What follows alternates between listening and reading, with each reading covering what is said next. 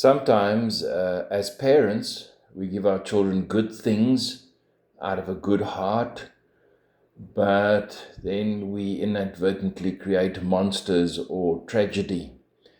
I want to give you two examples of this. In 2007, in the United States, Daniel Petrick shot his mother. She died, and he injured his father. And why did this happen? They took away his copy of Halo 3. In other words, they took away his game. He was only 16 years old at the time. He was convicted of murder and attempted murder, and he received a lengthy prison sentence. Can you imagine that? In 2008, a boy named Brandon Crisp, 15 years old, from Canada, he ran away from home because his parents took away his Xbox 360.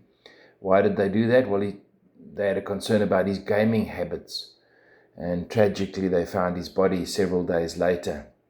I mean, who can tell these stories over? It's just unbelievable.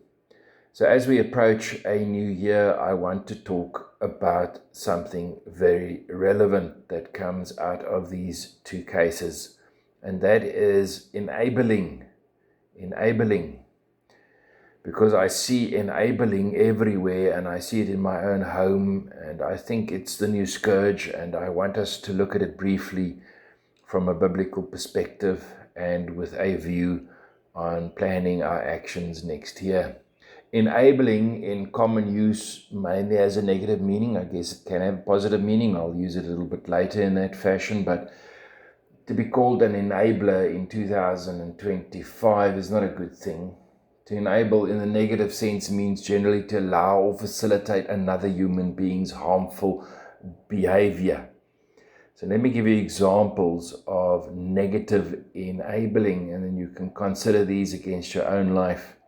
You'll be an enabler in the negative sense if you take the responsibilities of someone who is able to do them. It's not a good thing. If you do your child's homework for him or for her, I've seen mothers especially do that because it's just easier, but you become an enabler. Or you don't make them wash their dishes, or you allow them to do absolutely nothing, or you clean their untidy room. And so I can carry on. You can enable your children, you can enable adults by taking responsibilities that are linked to them. Second example, you give money or resources that keeps a harmful habit going on in someone's life. For example, you're constantly paying for someone's gaming data. You buy your child a cell phone and allow her on social media when she's not really ready for social media. Or your child is overweight, but you keep feeding him or you keep feeding her. Or you allow your adult child to stay at home and do absolutely nothing all day, or play computer games all day. That's an example of giving your resources to enable a harmful habit. Or thirdly, you protect someone from the consequences they should face. You cover up for an alcoholic. You cover up for someone who keeps breaking the rules. You let harmful behavior continue without saying anything or intervening. You allow your mother or your father to interfere in your marriage and you keep quiet. You see someone bully another, but you say nothing. You allow your own spouse to treat you in a disrespectful, abusive manner, even publicly, but you don't do anything about it. You do nothing. Then you are an enabler in that sense. So those are three main examples of how you can negatively enable. But obviously, for purposes of the sermon, we should look at some positive enabling. And so I've got three grounds that I think we could positively enable on. For example, you pay for something, you use your resources that build someone's future. You support them with music lessons or books or training or study fees. You support a single parent household. Or secondly, you actively encourage good habits in your household and beyond. You create a study group, or you help a friend join a youth group. I'm always amazed at the youth, because I notice in our own church there's some youth who are enablers. They invite the other youth to youth group and they keep youth group going. That's an example of an enabler. Or you could go out there and promote exercise, and you can invite somebody to go run with you. The third way you could be a positive enabler is you give someone opportunities to do good. You trust somebody in a leadership role. That's not easy because it can get messy, am I right? And so to enable somebody to learn to be a leader, you need to be prepared to mop up a little bit.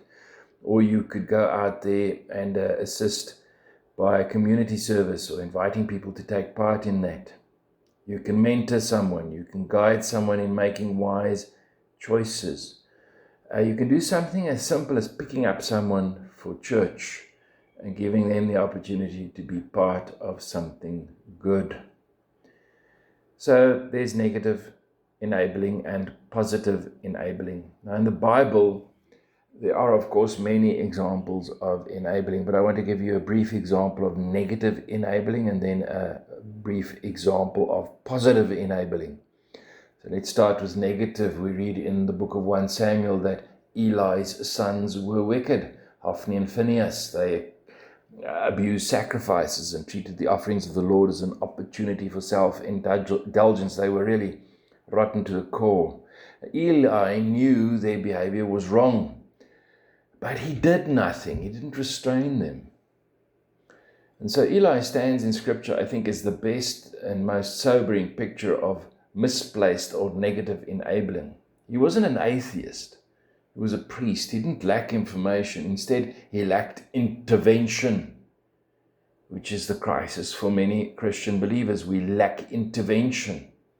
In 1 Samuel chapter 2, verse 29, we read, "You honor," this is directed at Eli, "you honor your sons above me." Maybe Eli feared relational conflict, most probably, and I think that's what most people fear. But in doing so, he unintentionally enabled their corruption to go unchecked.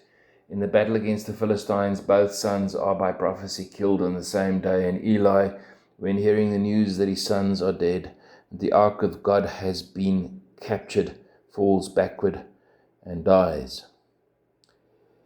And so that is an example of negative enabling, very clear and clean. In the New Testament, we have an excellent example of a positive enabler, a man called Barnabas. I think gets way too little recognition. His name means son of encouragement.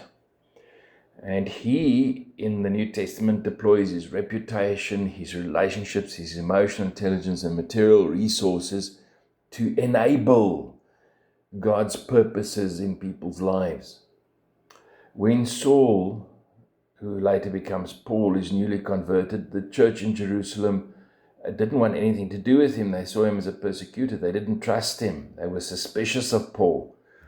But Barnabas brings him to the other disciples. So he goes and fetches them and he takes them to the disciples. And he gives Paul something more valuable than money. He gives Paul his credibility. And you know how powerful Paul's ministry is. And so in the New Testament, we can accredit to Barnabas that he was the enabler for the ministry of Paul. Imagine how powerful that is. In Acts chapter 11, when revival broke out in Antioch, the church sent Barnabas to assess it. And when he arrives, he rejoiced and began to encourage them all with resolute heart to remain true to the Lord. Enabler.